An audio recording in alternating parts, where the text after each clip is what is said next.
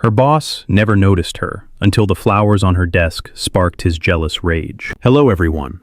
Before we begin today's story, I have a small favor to ask. Please hit subscribe and turn on the notification bell so you never miss our channel's new videos.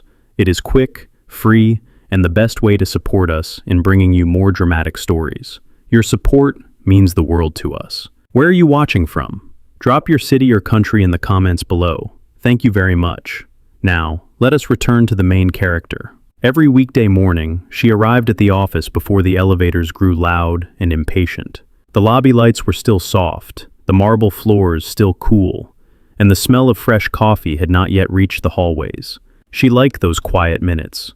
They made her feel invisible in a way that was peaceful, not painful. At least, that was what she told herself. Her name was Emily Carter, and she worked as an executive assistant on the 32nd floor of a glass tower in downtown Chicago. From her desk, she could see the river curve through the city like a silver ribbon.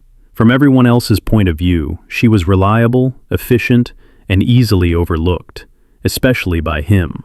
Her boss, Daniel Wright, was a self-made millionaire, the founder and chief executive officer of a fast-growing investment firm. In the office, his presence changed the air. Conversations lowered, phones stopped ringing. People straightened their backs without realizing they were doing it. Daniel Wright moved through the workplace with purpose, his tailored suits sharp, his expression controlled, his focus always somewhere far ahead. Every morning, he walked past Emily's desk, and every morning, he did not look at her. Emily noticed everything. She noticed how he preferred his coffee black, no sugar. She noticed the way he loosened his tie when a meeting went badly. She noticed when he stayed late, long after the rest of the floor had emptied out. What she did not notice, because she did not allow herself to, was hope. Hope was dangerous when rent was due at the end of the month. Hope was expensive when medical bills from her mother's treatment still arrived in thick white envelopes. This job was not just a stepping stone for Emily. It was survival. So she worked quietly, fixing mistakes before anyone else saw them, staying late without being asked, leaving no mark that would draw attention. Invisible employees did not get fired. That morning seemed no different. Emily set her bag down, turned on her computer, and began reviewing Daniel's schedule for the day. A board meeting at 10, a lunch with investors at noon, a late call with New York. She was highlighting notes when the elevator doors opened behind her. Footsteps approached, confident, familiar. Daniel Wright walked past her desk, phone pressed to his ear, already speaking about numbers that sounded larger than her annual salary. He did not slow down. He did not glance her way. Emily did not expect him to. Then she saw it. A large bouquet of white and pale pink flowers sat neatly on the corner of her desk. Roses, lilies, and greenery arranged with care. Fresh, expensive, completely out of place in her quiet, predictable routine. Emily froze. Her heart began to race, not with excitement, but with confusion. Flowers did not belong to her world. Not here, not now. A small envelope was tucked between the stems, her name written clearly on the front. Before she could reach for it, Daniel stopped. For the first time since Emily had started working there, her boss turned around. And when his eyes landed on the flowers on her desk, something dark and unfamiliar flickered across his face. Emily did not touch the flowers right away. She sat down slowly, as if any sudden movement might draw more attention than she could afford. Around her, keyboards clicked and printers hummed, but she felt exposed, like a spotlight had been switched on without warning. The bouquet sat there, bright and unapologetic, announcing her existence to a floor that had never noticed her before. Across the room, Daniel Wright stood still for half a second longer than necessary. Emily saw it from the corner of her eye. He adjusted his jacket, his expression smoothing back into its usual control, and then he turned away and continued toward his office. The door closed behind him. The glass walls returned to reflecting nothing but the city skyline. Only then did Emily let out the breath she had been holding. She reached for the envelope with careful fingers and slid it open beneath the desk, out of sight. Inside was a simple card. No company logo, no expensive signature, just a short line written in clean handwriting. "Thank you for seeing me when no one else did." There was no name. Emily stared at the words until they blurred. A tight feeling pressed into her chest, something between gratitude and fear. Whoever had sent the flowers knew her. Not the job title, not the desk. Her. She closed the card and slipped it into her drawer, then returned her attention to her computer as if nothing had happened. That was how she survived. She did not ask questions that could cost her stability, because stability was everything. Emily had learned that lesson early. After her father passed away, it had been her mother and her alone in a small apartment on the south side of the city. Her mother worked until her health gave out, and then Emily worked harder to fill the gap. College became night classes. Dreams became deadlines. Passion became a luxury she could not afford. Now her mother needed ongoing treatment, and the insurance covered only so much. Every month, Emily balanced numbers that never quite lined up. Rent, utilities, medical bills, groceries. There was no room for mistakes, and certainly no room for office drama. Which was why the flowers unsettled her.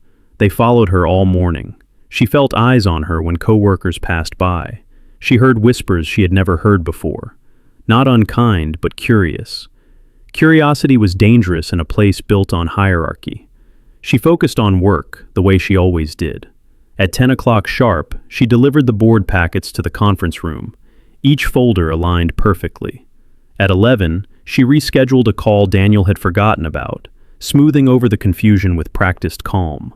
At noon, she skipped lunch and answered emails while the rest of the floor went out together. No one asked her about the flowers directly. No one needed to. The presence of them had already shifted something. Inside his office, Daniel Wright stood by the window, his phone still in his hand, unread notifications stacking up on the screen. He told himself he should not care. Employees had personal lives. Flowers meant nothing. He had built his company by drawing clean lines and never crossing them. That discipline had kept him focused, successful, untouchable. So why had he stopped? The image would not leave him. The flowers on her desk. The way she had frozen. The way she had not smiled or laughed or draw attention to herself. She had looked braced, as if expecting the moment to be taken away. Daniel frowned, irritated with the thought. Emily Carter was efficient, quiet, replaceable if he was being honest with himself. And yet, over the past year, she had become a constant. Problems were solved before they reached him. Schedules ran smoothly. Crises softened before they hit the boardroom. He had noticed that. He had simply chosen not to name it. From behind the glass, he watched her now, head down, shoulders slightly tense, working as if the flowers did not exist. And for the first time since he had founded the company, Daniel Wright felt something uncomfortable settle in his chest. Not curiosity, not distraction, something sharper, possession. Daniel did not call Emily into his office that afternoon. That in itself unsettled him. Normally, when something disrupted his routine, he addressed it immediately. He asked questions. He demanded clarity. He reasserted control. That was how he stayed ahead of everyone else. That was how he built an empire while others hesitated. But this time, he waited. From behind the glass walls of his office, Daniel watched the floor settle back into its rhythm. The flowers were still there, bright, impossible to ignore. Emily moved around them carefully, as if they belonged to someone else entirely. She did not brag. She did not smile at the whispers. She did not change. And that bothered him more than if she had. Daniel told himself a familiar story. He told himself that distance was professional, that neutrality was necessary, that leaders who blurred lines made costly mistakes. He had learned that lesson early in his career, back when emotions had almost cost him everything. So he had learned to hide. He did not hide his wealth. He did not hide his authority. He hid something far more dangerous: attachment. When he first hired Emily Carter, she had blended into the background like every other assistant. Quiet resume, clean references, nothing exceptional on paper. But within weeks, he noticed small things. She anticipated needs without being asked. She stayed late without complaint. She fixed errors that would have embarrassed people far more powerful than her. Daniel noticed, and then he chose not to. He told himself she was simply doing her job. That appreciation would create expectation. That expectation would lead to disappointment. He had been burned by that cycle before, so he perfected the art of seeing without acknowledging. Emily finished work late that evening. The office lights dimmed automatically as people logged off and left. She organized her desk, slid the flowers into a safer corner, and shut down her computer. As she stood to leave, Daniel stepped out of his office. The timing was accidental, or at least that was what he told himself. Emily. The sound of her name made her pause mid-step. She turned, surprised, and met his eyes. "Yes, Mr. Wright." Her voice was steady, professional, no hint of accusation, no sign that she expected anything more than instructions. Daniel hesitated. He had called her name without knowing what he intended to say. That rarely happened to him. In meetings, his words were precise, calculated. But standing there, with the empty office stretching around them, he felt strangely exposed. "Tomorrow," he said finally. "I want you in the 10 o'clock strategy meeting. Bring your notes." Emily blinked once. That meeting was usually reserved for senior staff. "Of course," she said, "I will be there." No questions, no surprise, just acceptance. Daniel nodded, already retreating behind his usual distance. "You can go." She walked past him, the soft sound of her heels echoing down the hallway. As the elevator doors closed, Daniel realized something that made his jaw tighten. He had invited her in, not as an assistant, not as background, as someone whose perspective mattered. The next morning, Emily arrived even earlier than usual. She prepared twice as much material as required, reviewing numbers until her eyes ached. Being invited into that room was not an honor she could afford to mishandle. One mistake could erase months of quiet trust. At 10 o'clock sharp, she took her seat at the far end of the conference table. The discussion moved quickly. Markets, projections, risks. Voices overlapped. Emily listened, took notes, and spoke only when asked. Then Daniel turned to her. "Emily," he said, his tone neutral. "What do you think?" Every head in the room turned. For a brief moment, fear flickered through her. Then she grounded herself in facts. She spoke clearly, outlining a concern no one else had mentioned, a small vulnerability in the plan that could become costly if ignored. The room fell quiet. Daniel studied her, really studied her, as she finished speaking. She was right. He nodded once. "Adjust the model. We go with her recommendation." The meeting moved on, but something had shifted. As they filed out, Daniel noticed the looks his team exchanged. Surprise, reassessment, and beneath it all, something else. Awareness.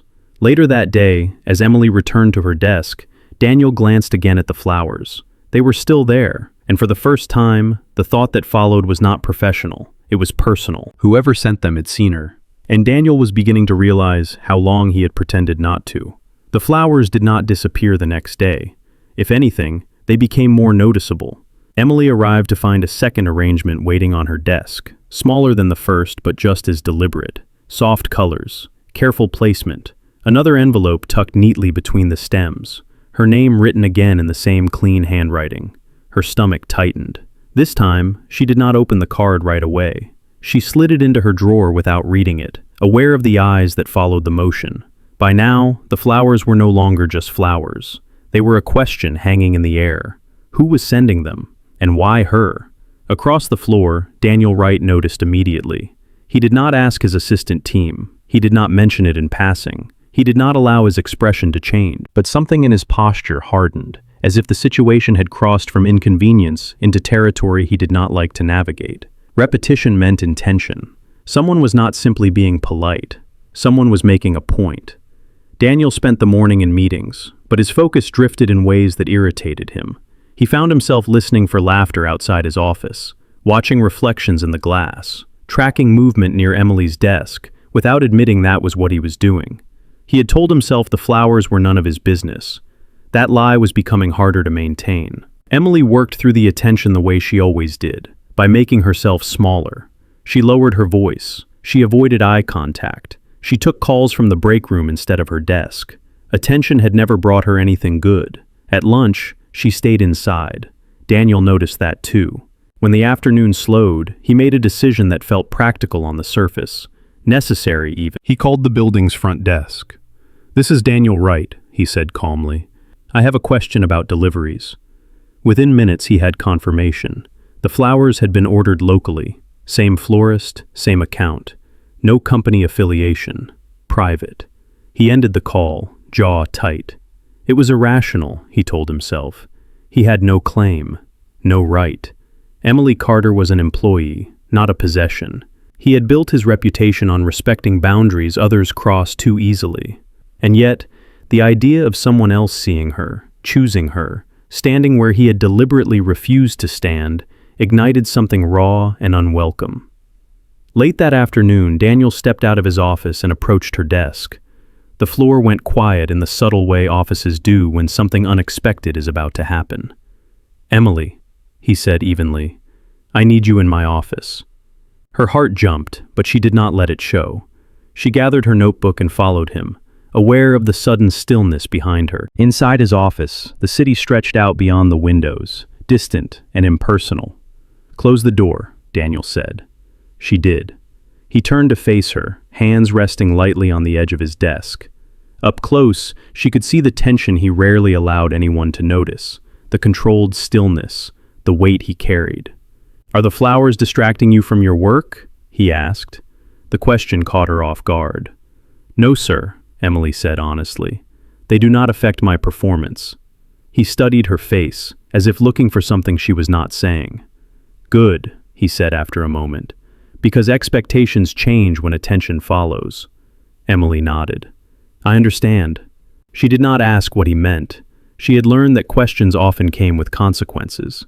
Daniel hesitated, then spoke again. "You have done well this week. I want you assigned to my side for the next quarter. Direct reporting. Increased responsibility." Her breath caught. "That is very generous," she said carefully. "Thank you." It was not generosity, it was proximity. Daniel knew that, and he knew why he wanted it. He dismissed her shortly after, watching as she returned to her desk. The flowers sat between them like a challenge. That evening, after most of the floor had emptied, Emily finally opened the second card. "You should never doubt your worth." That was all it said. No name, no number. She closed her eyes, feeling something warm and frightening bloom in her chest. Someone had seen her long before the flowers arrived. Someone had remembered. From his office, Daniel watched her reaction through the glass. He saw the way her shoulders softened, the way her fingers lingered on the card. And in that quiet moment, a realization settled over him with uncomfortable clarity. Whoever was sending those flowers was not testing her. They were claiming her, and Daniel Wright was no longer sure he was willing to stand aside and pretend he did not care. The next few days settled into a rhythm that felt new and unsettling to both of them. Emily's desk was moved closer to Daniel's office, just outside the glass wall. The change was subtle, explained as efficiency, but it altered everything. She was no longer tucked away in the background. She was visible, audibly so. Every step Daniel took past her desk now carried weight. The flowers kept coming. Not every day, but often enough to feel intentional. Sometimes a single stem in a slim vase, sometimes a small arrangement placed early, before anyone else arrived. Each time, a card. Each time, no name. Emily read them only after work, when the office emptied and she could breathe without being watched. "You handled that meeting with grace. Your silence speaks louder than most voices. Do not let anyone convince you that you are small." She did not know how to respond to words that asked nothing of her. They felt like gifts without strings, and that frightened her more than attention ever had. Daniel noticed everything. He noticed how she paused before opening each card, how she slid them into her drawer like secrets, how her focus sharpened rather than fractured. Whoever was sending the flowers was not distracting her. They were steadying her. That realization unsettled him deeply. He told himself that jealousy was childish, that emotions like this belonged to men who lacked discipline. He had built his life by refusing to be ruled by impulse. He had learned early that wanting something too openly gave others power over him. So instead of confronting the feeling, he disguised it.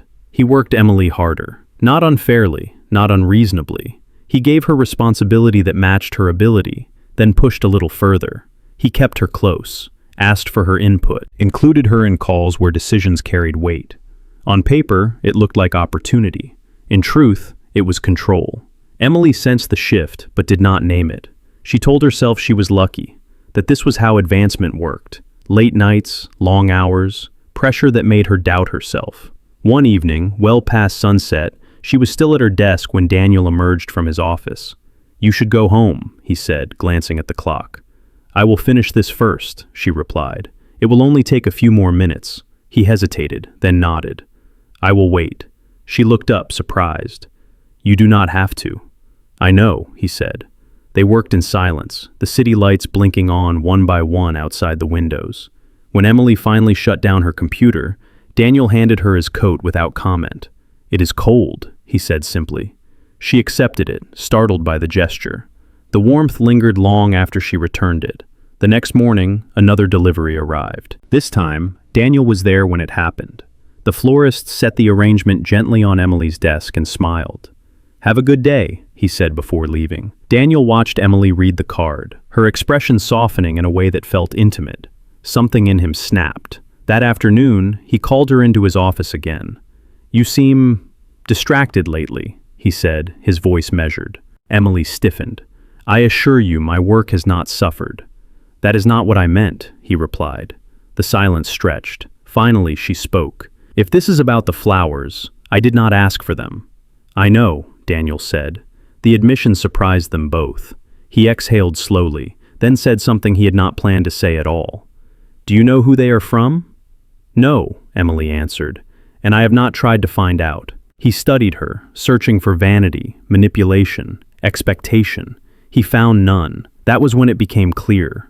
The flowers were not a threat because they might take her away. They were a threat because they had already reached her in a way he had refused to. Daniel leaned back, the weight of his own restraint pressing down on him. For years, he had believed that withholding attention was power, that silence protected him. But watching someone else speak to Emily with care, without fear, without strategy, forced him to confront an uncomfortable truth. He had been testing her without admitting it, and she had passed without ever knowing she was being tested. As Emily left his office, Daniel stood alone, staring at the city he controlled so effortlessly. For the first time, he wondered if the greatest risk was not losing control. It was never having the courage to claim what mattered before someone else did. The tension did not ease after that conversation. If anything, it sharpened. Emily felt it in the way Daniel's attention followed her now, no longer distant, no longer neutral. He watched her more closely in meetings. He asked for her opinion more often. He stood a little too near when reviewing documents, his presence quiet but undeniable. It was not inappropriate, it was not obvious, but it was intentional. Emily did not know what to do with that.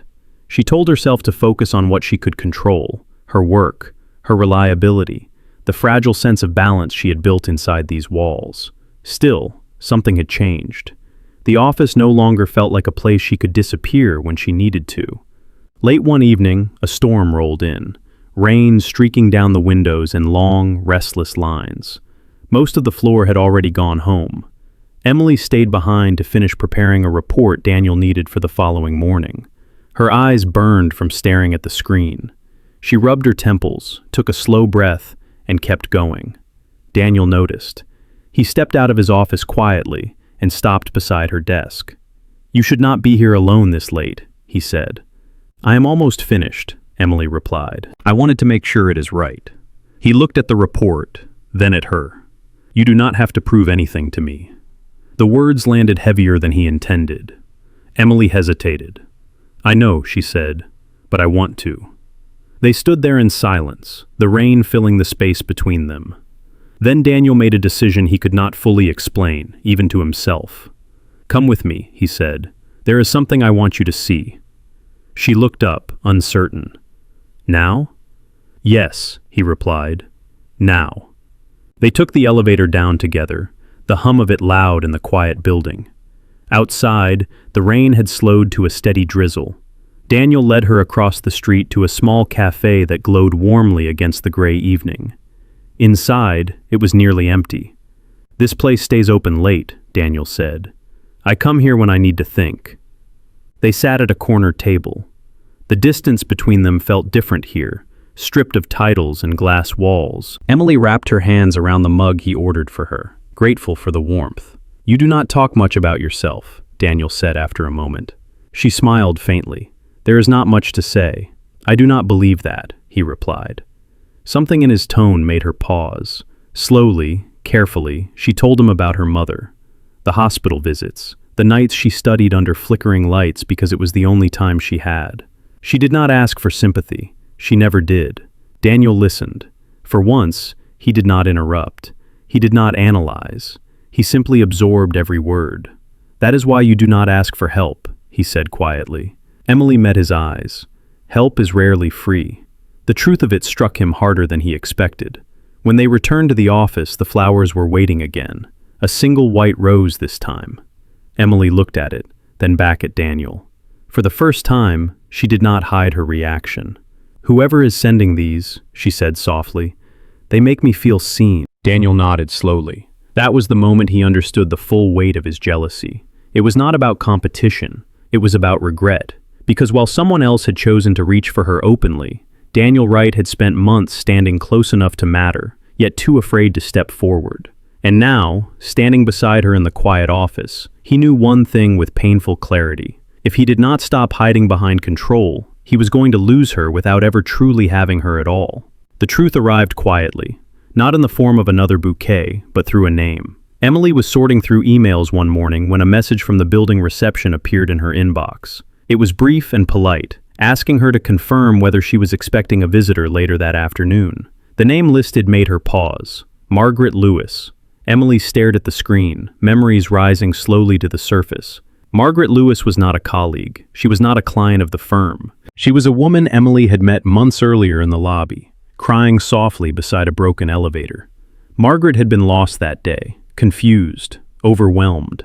She had been trying to reach an office 2 floors above, carrying documents for a meeting no one had bothered to explain to her.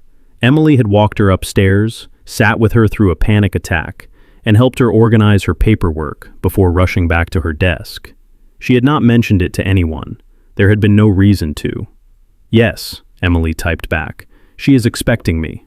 When Margaret arrived, she looked different, more composed, healthier. She smiled when she saw Emily, relief washing over her face. "I hope this is not inappropriate," Margaret said gently. "I wanted to thank you properly." Emily led her to a quiet corner of the lobby. Margaret reached into her purse and pulled out one of the familiar cards. "I was afraid you might think I was crossing a line," she said. "But that day, you treated me like I mattered. I had just lost my husband. Everything felt unbearable. You were kind when you did not have to be." Emily swallowed hard.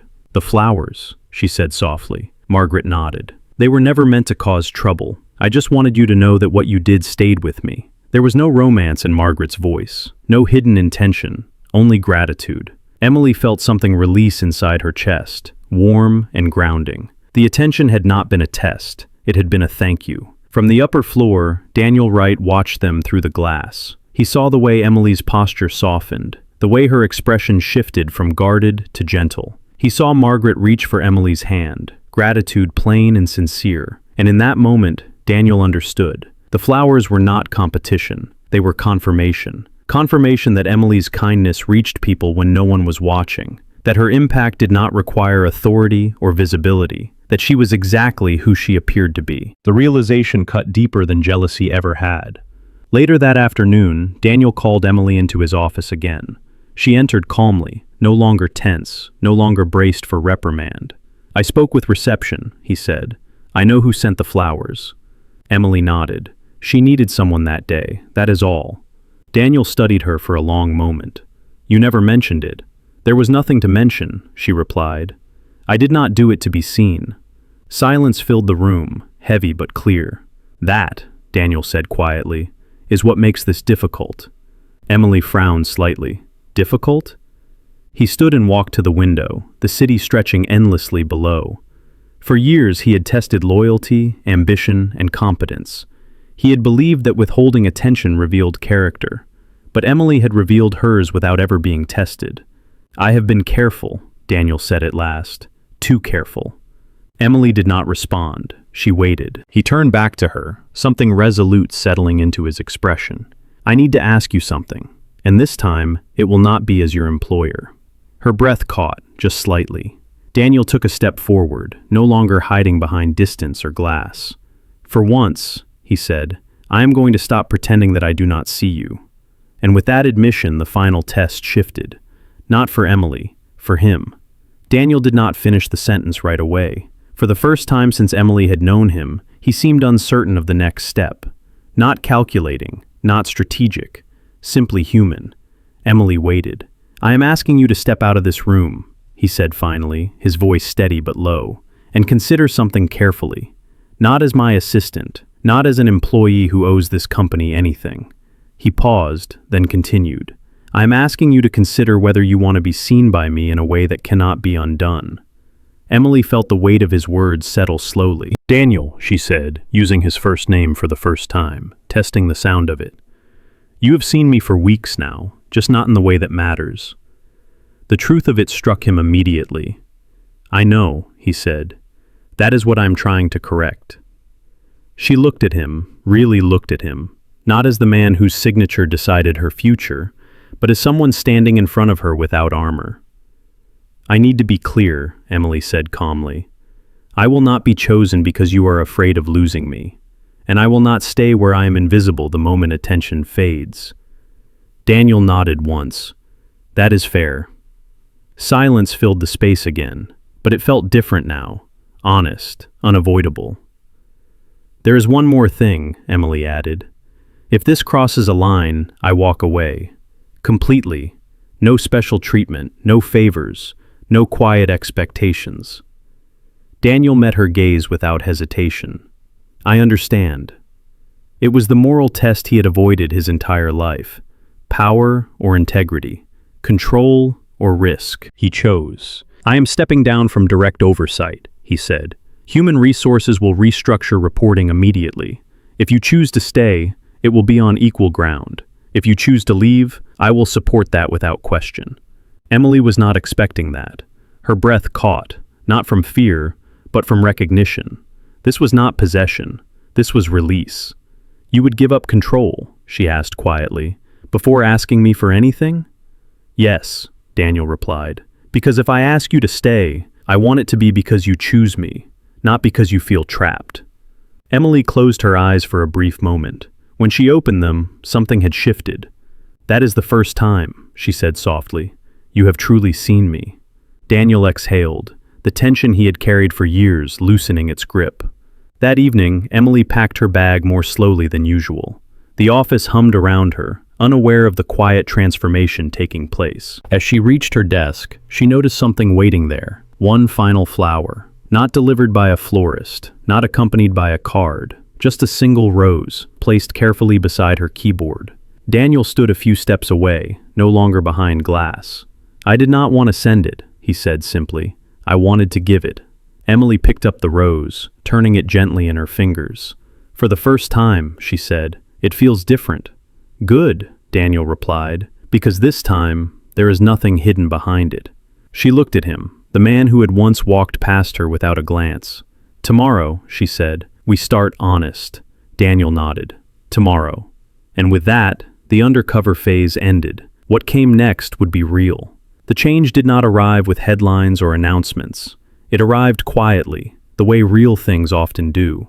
On Monday morning, Emily walked into the office and found her desk exactly where it had always been. Same view of the river, same soft hum of the building waking up around her. But the air felt different, lighter, as if something unspoken had finally been released.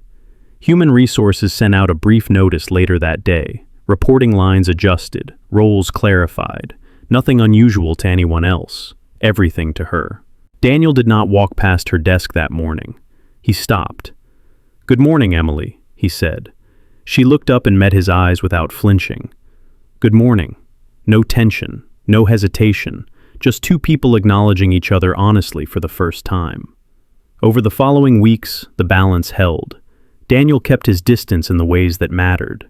Meetings remained professional. Decisions remained fair. There were no whispered expectations, no quiet favors disguised as opportunity.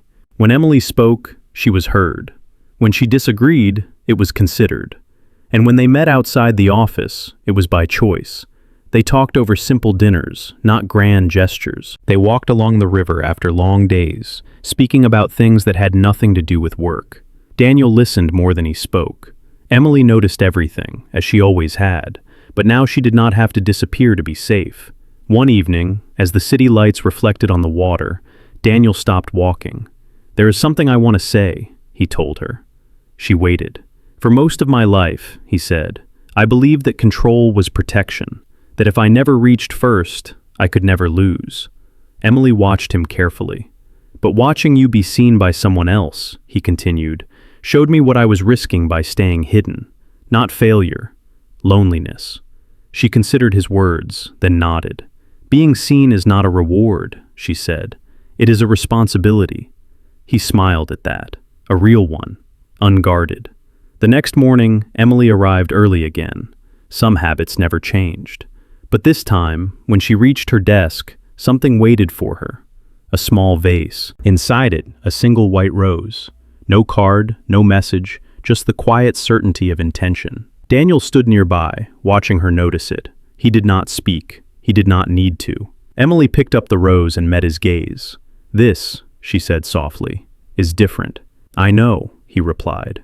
"That is why I waited." Around them, the office moved on, unaware that something had completed its arc. Emily placed the rose beside her keyboard and sat down, not as someone invisible, not as someone claimed, but as someone chosen. And Daniel Wright returned to his office, knowing that for the first time in his life, he had not won by withholding. He had won by showing up.